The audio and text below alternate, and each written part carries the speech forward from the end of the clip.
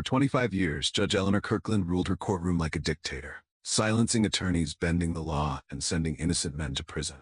But today, one man is about to change everything. For attorney Marcus Bennett, this isn't just another case, it's personal. He spent years gathering evidence, waiting for the perfect moment to expose her corruption. But taking down a judge this powerful could cost him everything. If he fails, will justice ever stand a chance? If you believe no one should be above the law, smash that like button, drop a comment, and let's make sure stories like this get heard. Share this with someone who still believes in real justice. Now, let's step inside the courtroom and witness a battle that could change everything. Jackson Courthouse, Alabama. The heat outside was suffocating, but inside courtroom 3, the air was even heavier, not from the weather, but from something far worse. A kind of unspoken oppression soaked into the very walls, lingering in every breath. The murmurs faded, the shuffling of papers ceased. Everyone settled into place, but not out of comfort, out of understanding. Because in this courtroom, the outcome was never a mystery, and at the center of it all sat Judge Eleanor Kirkland.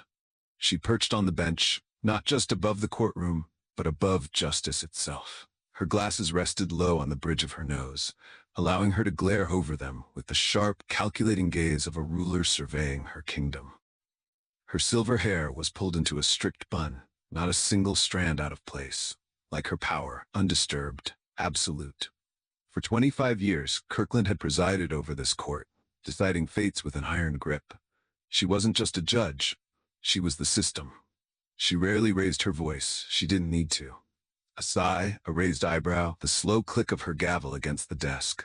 That was all it took to remind everyone who held the power here. Because in this courtroom, the rules were clear.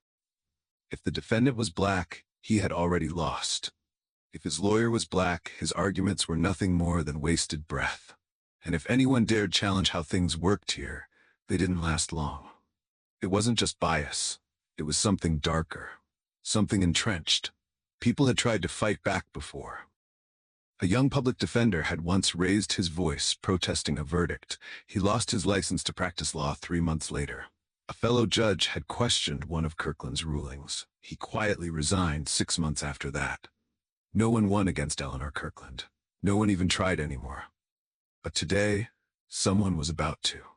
A pair of footsteps echoed across the marble floor. Steady, deliberate, not rushed, not hesitant. A presence that refused to shrink beneath the weight of this place. Marcus Bennett. He wasn't like the others who had walked into this room before him. He wasn't avoiding her gaze. He wasn't fidgeting with his tie or shifting uncomfortably in his seat. He wasn't here to play the game Kirkland had spent decades perfecting. Because today, Marcus wasn't just here to defend his client. He was here to bring Eleanor Kirkland down. The sharp click of polished leather against marble cut through the thick silence of courtroom 3. A measured rhythm, unhurried, unshaken. Marcus Bennett walked with a kind of confidence that didn't need to be announced. It was felt. In a room where people either cowered or conformed, he did neither. His dark suit was crisp, his shoulders squared, his gaze steady. This wasn't just another case. He had stood in courtrooms like this before, rooms where justice was a formality, and verdicts were decided long before anyone ever set foot inside. But today was different. Today, he wasn't just here to defend a man. He was here to dismantle a legacy of corruption, one that had been left unchecked for far too long. As he stepped forward, eyes shifted toward him, some curious, some wary, some already writing him off. He could feel the tension thicken the air, the unspoken truth that had ruled this courtroom for years. Men like him weren't supposed to win here. And Judge Eleanor Kirkland made sure of that. Her gaze flickered toward him, sharp and assessing. Not startled, not surprised. No, she had heard of him before. A troublemaker, some called him. A nuisance. The kind of lawyer who didn't just fight cases, but fought the system itself. Kirkland's expression didn't change, but something shifted in the air between them. A silent battle line drawn before a single word was spoken. For 25 years, she had reigned without challenge. Today, that ended. Marcus adjusted the cuffs of his shirt, his movements deliberate. He wasn't just stepping into a courtroom, he was stepping onto a battlefield, And he knew he wouldn't leave here the same. Seated at the defense table, hands clasped, shoulders hunched, Jamal Rivers looked like a man who had already been condemned. Not because of guilt, but because the system had never been designed to see him as anything else. The orange jumpsuit was gone, replaced by a borrowed suit, too big at the shoulders, the cuffs slightly frayed. But it didn't matter. To this courtroom, to the woman sitting on that bench, he was still just another black man in chains. The evidence against him was paper-thin. A grainy surveillance video showing a man in a hoodie, no clear face, no identifying features. A single eyewitness, an older white store clerk who had hesitated when making his statement, as if searching for the right words. A weapon found miles away, with no fingerprints, no direct tie to Jamal. But here, in Judge Kirkland's courtroom, facts had never mattered as much as perception. And the perception was clear. A black man. A robbery. A case that should have been dismissed before it even reached trial. Yet here he was. His eyes flickered toward Marcus, searching for something. Hope, maybe. A lifeline in a place where men like him weren't given second chances. Marcus met his gaze, steady, unwavering. A silent promise passed between them. Not today. Not this time. Because today, Marcus wasn't just here to argue a case. He was here to make sure that for the first time in this courtroom, the truth actually mattered. The trial had barely begun, and the game was already rigged. Marcus stood at the defense table, his voice firm, his argument precise. Your Honor, the prosecution just introduced evidence that was never disclosed in discovery. That's a clear violation of Brady v. Maryland. Judge Kirkland didn't even blink. Denied. Just like that. No deliberation, no consideration, no pretense of fairness. Marcus held his ground. Your Honor, with all due respect, this is a fundamental violation. Kirkland exhaled sharply, barely masking her annoyance. Mr. Bennett, if you want a grandstand, I suggest you do it somewhere else. This court has no time for theatrics. Marcus clenched his jaw. Theatrics. That was what she called due process. That was what she called the law when it was being used against her. On the other side of the room, Travis Holden, the young, eager prosecutor, sat stiffly at his table. He was fresh out of law school, still learning which way the wind blew. But here, he didn't need to be good. He just needed to follow Kirkland's lead. She guided him like a puppeteer, smoothing over his fumbles, turning his missteps into advantages. Mr. Holden, she said, her voice softer now, almost maternal. Let's move on. We wouldn't want to waste the jury's time. Marcus caught the way Holden's back straightened, how confidence seeped into his posture as he nodded, flipping through his notes. Of course. The judge was on his side. She always was. In the jury box, a few members shifted uncomfortably. They weren't blind. Even the ones who had walked in today, expecting Jamal to be guilty, could see what was happening. And in the gallery, the reporters' pens scratched against notepads a little faster. They all felt it. The shift, the discomfort. The undeniable fact that this wasn't just bias. This was something worse. But no one spoke. Because in this courtroom, silence wasn't just expected, it was survival. Marcus knew that. He had known it before he walked through those doors. But today, he had no intention of staying silent. The courtroom felt different now. The shift was subtle, but undeniable. Marcus Bennett knew how to read a room. He had spent years standing in places like this, where the walls weren't just lined with legal books, but with unspoken rules, silent threats, and expectations set long before the trial even began.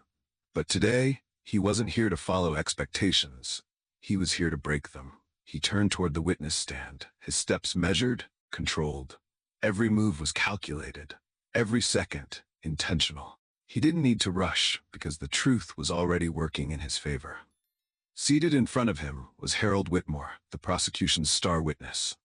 A man in his late 60s, thin, with nervous hands that wouldn't quite stay still. Marcus didn't speak right away.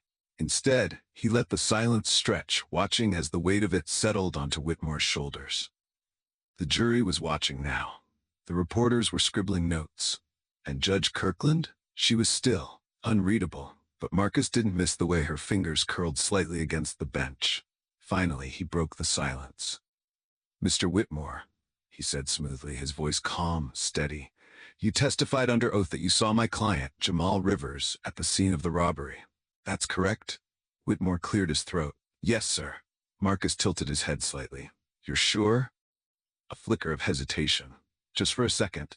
I mean, I saw someone who looked like him, Whitmore said. There it was. Marcus let the words hang in the air, deliberately turning toward the jury, as if letting them absorb what had just been said. You think you saw him, he repeated softly. That's not quite the same as knowing you saw him, is it? Whitmore's fingers twitched. I mean, it was dark, but in your original statement to the police, Marcus cut in, flipping open a file on his desk, you said, and I quote, I didn't get a good look at him. It was dark. I only saw him for a second. Silence. In the jury box, a few heads turned slightly, exchanging glances. In that statement, you weren't sure at all, were you, Mr. Whitmore? The old man shifted in his seat. I just remembered more later. Marcus leaned in slightly, his eyes locked onto the witness. Did you remember, or did someone help you remember? Whitmore swallowed hard. The tension in the room tightened, and Marcus knew this was the moment, the crack in the foundation. But he wasn't finished. With deliberate slowness, he walked back to the defense table, reaching into his briefcase. Not rushing, not forcing, letting anticipation do the work for him. Your Honor, Marcus said, his voice shifting. Stronger now, sharper. The defense has obtained evidence that calls this entire case into question. Judge Kirkland stiffened slightly. Marcus pulled out a series of surveillance stills, placing them on the evidence screen. The images flickered onto the monitor for the jury to see. This footage, taken from a different angle than the one the prosecution presented, shows that the suspect in the video. Marcus paused, his eyes sweeping across the jury, making sure they were with him, is at least 2 inches shorter than my client. A ripple of whispers swept through the courtroom. Marcus didn't react.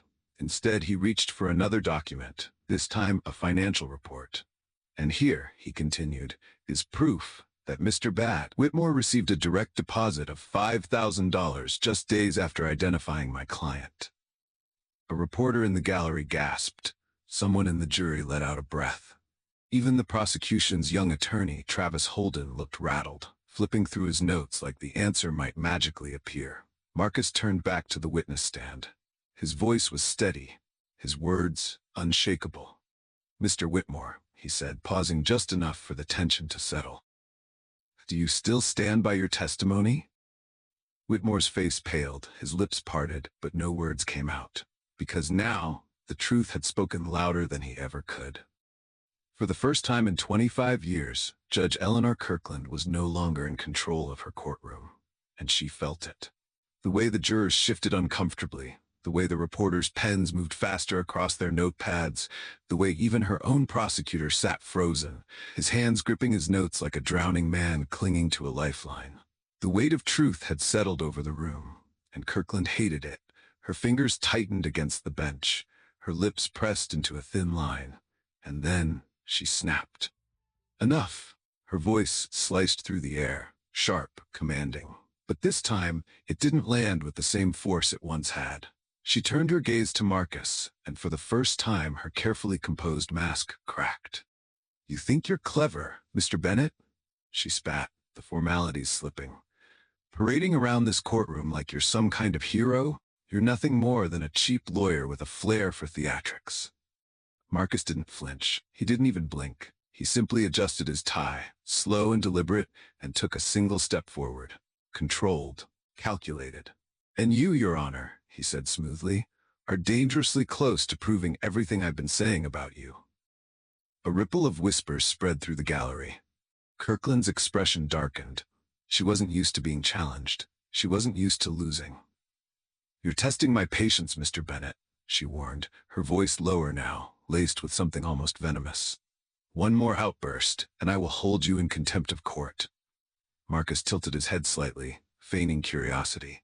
For what exactly? He asked, his tone measured. For asking this court to follow the law. Another murmur from the jury. Someone in the gallery let out a quiet chuckle before quickly stifling it. Kirkland's grip tightened around her gavel. She was losing them. She could feel it slipping through her fingers, the absolute control she had wielded for decades. And Marcus? He knew it too. He wasn't just defending his client anymore. He was leading her straight into her own downfall. You are out of line, Mr. Bennett, Kirkland snapped, slamming her gavel down. Once. A third time. Marcus didn't raise his voice. He didn't need to. But he took another step closer, his voice calm, unwavering. No, Your Honor, he said, his words cutting through the tension like a blade. For the first time in this courtroom, you are. The silence that followed wasn't just heavy, it was explosive. The silence in the courtroom was deafening, thick, unyielding. Judge Kirkland sat rigid, her face tight with barely concealed rage. She had lost control, and she knew it. But what she didn't know, what no one in this room knew, was that Marcus Bennett wasn't finished. He turned, slow and deliberate, reaching into his briefcase once more. The tension in the air stretched like a wire pulled too tight. Something was coming. Kirkland narrowed her eyes. She sensed it. Your Honor, Marcus said, his voice smooth, steady, dangerously calm. Since we're discussing facts, I'd like to submit one final piece of evidence into the record. The jury leaned in. The reporters lifted their pens. Even Travis Holden, the young prosecutor, sat frozen, his face pale as he glanced at the judge. Because he knew, too. Marcus placed a thin, sealed manila envelope onto the defense table. He didn't open it. Not yet. Instead, he let his fingers rest lightly against it, letting the moment breathe. This, he said, looking directly at Kirkland, is something I believe the court will find illuminating. A muscle twitched in Kirkland's jaw. You're playing a dangerous game, Mr. Bennett, she said, her voice low, measured, but not as steady as before. Marcus lifted a brow. No, Your Honor, he replied, his fingers tapping once against the envelope. I'm playing to win. And then, with the slow precision of a man who already knew the outcome, he broke the seal. The truth was about to break this courtroom wide open. Judge Eleanor Kirkland sat high on the bench, her spine stiff, her gavel still gripped tightly in her hand. She had lost ground, yes, but not the war. Not yet. She could feel the eyes in the room pressing against her. The jury, the reporters, even her own prosecutor. All questioning, all second-guessing. It didn't matter, because she still had power, because she was still the judge. And as long as she controlled this courtroom, she could still bury this case, still silence Marcus Bennett. Still remind everyone who truly ruled here. She opened her mouth, ready to dismiss whatever so-called evidence he was about to present, ready to shut him down once and for all. Then the doors burst open. A heavy thud against the walls, the sound cutting through the courtroom like a blade. The reaction was immediate. Gasps, chairs scraping, whispers tightening into a stunned hush. Every head turned toward the entrance. And there, framed in the doorway, were two men. Dark suits, cold expressions, federal badges gleaming under the fluorescent lights. The energy in the room shifted. No, it collapsed. The once heavy air of Kirkland's authority? Gone. Evaporated in an instant. She felt it. A ripple of uncertainty, a crack in the foundation of her control. Her fingers curled tighter around the gavel. This is a courtroom, she snapped, her voice harsher than intended. I don't know what you think you're doing here, but... One of the agents stepped forward, pulling a folded sheet of paper from his jacket. His voice was calm. Too calm. Judge Eleanor Kirkland, he said, loud enough for everyone to hear. We need to speak with you. Immediately. And just like that, the entire room held its breath. For 25 years, Judge Eleanor Kirkland had ruled her courtroom with absolute authority. And even now, with federal agents standing in front of her, she refused to believe that was about to change. She tightened her grip on the gavel, knuckles white, as if holding on to it could somehow keep her control from slipping. You're in the middle of a trial, she snapped, her voice sharp, commanding. This is a courtroom, not a circus. Whatever this is, it can wait. The lead agent didn't blink, didn't even hesitate. No, Judge Kirkland, he said, voice steady. This can't wait. The tension in the room coiled tighter. This wasn't just about one case. This wasn't about Jamal Rivers anymore. This was something much bigger. The agent unfolded the document in his hands, his voice cutting through the air like a blade. Eleanor Kirkland, you are under federal investigation for bribery, obstruction of justice, and repeated violations of civil rights law. A ripple of gasps spread through the courtroom. Kirkland's lips parted, but no words came. The agent continued, unrelenting. For over 2 decades, you have presided over cases in which defendants, primarily black men, were denied due process. You have accepted financial incentives in exchange for predetermined rulings. You have manipulated sentencing recommendations to benefit private interests. This time, the reaction wasn't just shock, it was recognition. Because deep down, they had all known. The lawyers who had lost cases before they even stepped into this room. The defendants who had seen their futures signed away with a stroke of her pen. The jurors who had felt the invisible weight pressing down on them, guiding their decisions before a word had even been spoken. They had known. They just never thought they'd see this day. Kirkland let out a sharp breath, her mask of composure cracking. "This is absurd," she snapped, but her voice lacked the unwavering authority it once held. "A baseless, politically motivated attack on my reputation." "Your reputation?" The words came from Marcus Bennett, smooth, unwavering. She turned sharply toward him, and for the first time there was something in her eyes that looked dangerously close to fear. Marcus stood tall, his presence no longer just that of a defense attorney, but something more. A man who had seen the system fail too many times. A man who had waited for this moment, not just for his client, but for every client who had never had this chance. He stepped forward, slowly, deliberately. "Tell me, Judge Kirkland," he said, voice calm but edged with steel. "How many innocent men sat in this chair?" He gestured toward Jamal, "and never got the chance to defend their reputation." Silence. Kirkland's breath shallowed, her pulse hammering beneath the surface. Because she knew. This wasn't just an accusation. This wasn't just one case, one trial, one moment of reckoning. This was everything. The years of power she had wielded like a weapon. The lives she had dismantled without a second thought. The rulings she had made, not in the name of justice, but in the name of power. And for the first time in her life, she wasn't the one passing judgment. She was the one on trial. For 25 years, Eleanor Kirkland had commanded this courtroom with absolute authority. But now, as she stood behind the bench, fingers gripping the gavel, she felt something she hadn't felt in decades. Fear. It started as a crack, small, barely noticeable. But now it was spreading, widening, threatening to consume everything she had built. Her breath came sharper, her voice rising. "This is an outrage," she snapped, her tone edged with something dangerously close to panic. She pushed herself to her feet, the gavel slipping from her grasp, clattering loudly against the desk. "This is a politically motivated attack," she continued, her voice trembling just enough for the room to hear. "A disgraceful, orchestrated attempt to tarnish my name. I have upheld the law with integrity for 25 years. You," she gestured wildly toward the agents, "have no authority over me." The two agents remained motionless, unshaken. Her words, once enough to make seasoned attorneys shrink, now fell flat in the silence. The energy in the room had shifted, permanently. From the gallery, quiet murmurs grew louder. The jury exchanged glances, some leaning forward, as if suddenly seeing her for what she truly was. Her heart pounded. She had to regain control. Her eyes flickered to the phone on her desk. There was still a way out. She reached for it, fingers trembling as she scrolled through her contacts, pressing a number she knew by heart, a name that had once guaranteed protection. The line rang, once, twice, a third time. No answer. She swallowed hard, pressed the call again, her pulse hammering beneath her skin. Another ring. Then, voicemail. Her stomach twisted. For the first time she realized the truth. No one was coming. The protection she had always relied on, gone. The power she had wielded for decades, slipping through her fingers. The phone fell from her grasp, clattering onto the desk.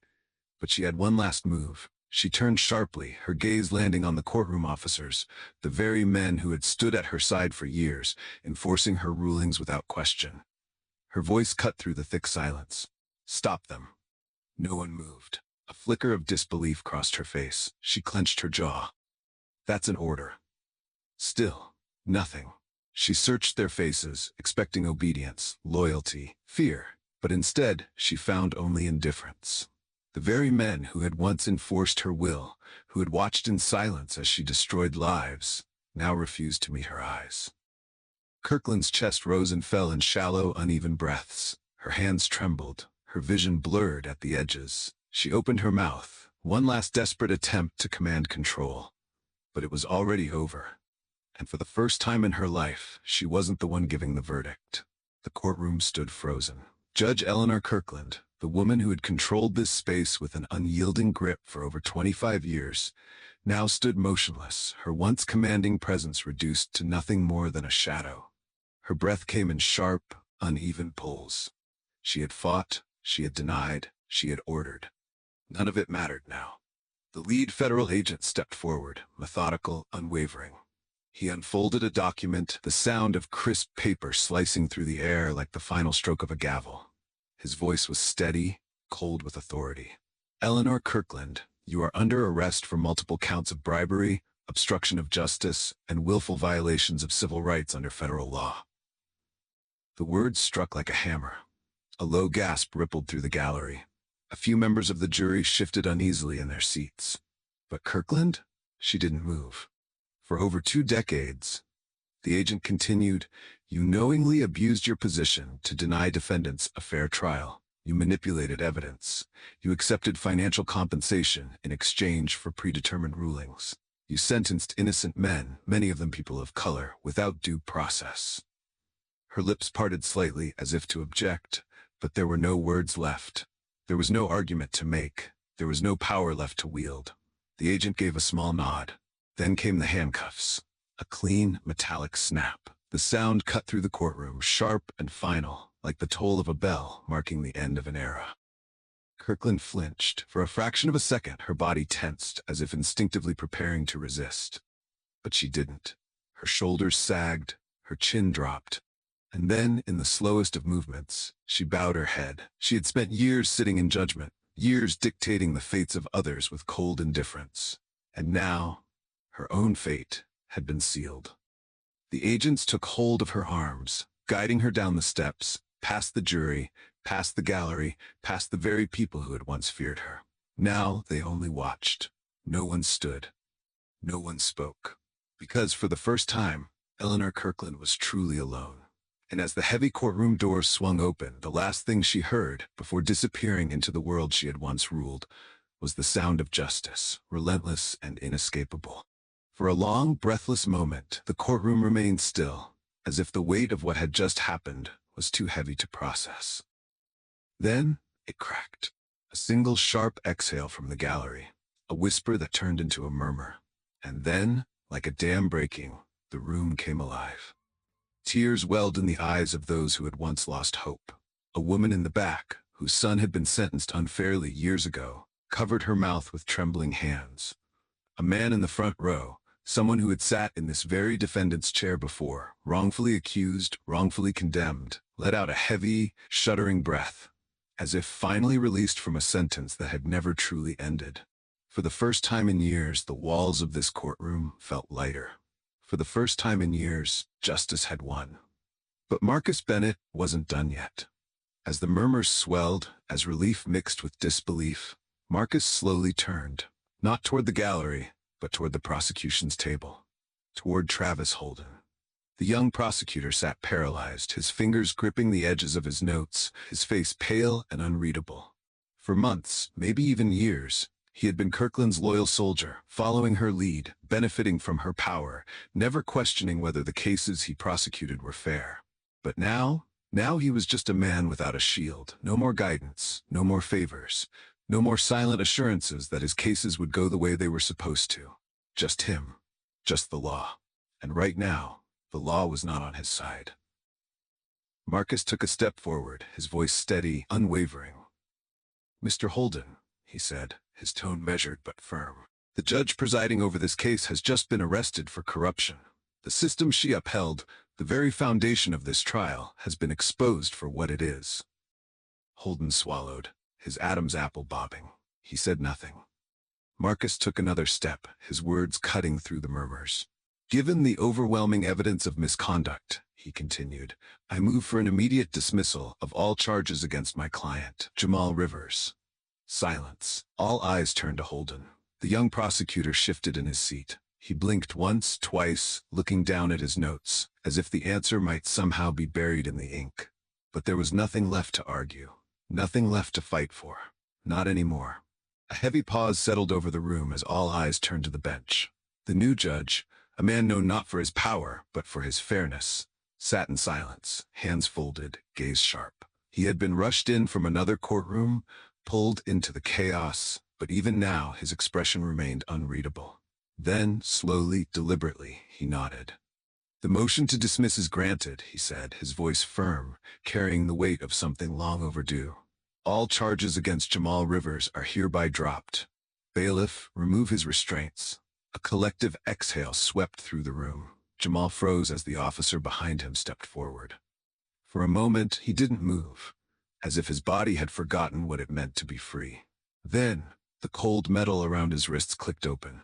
The handcuffs fell away. For the first time in years, his hands were his own again. He flexed his fingers slowly, staring down at them, as if needing to convince himself this was real. And then, as the weight of it all crashed over him, his shoulders shook. Not with fear, not with anger, with something else.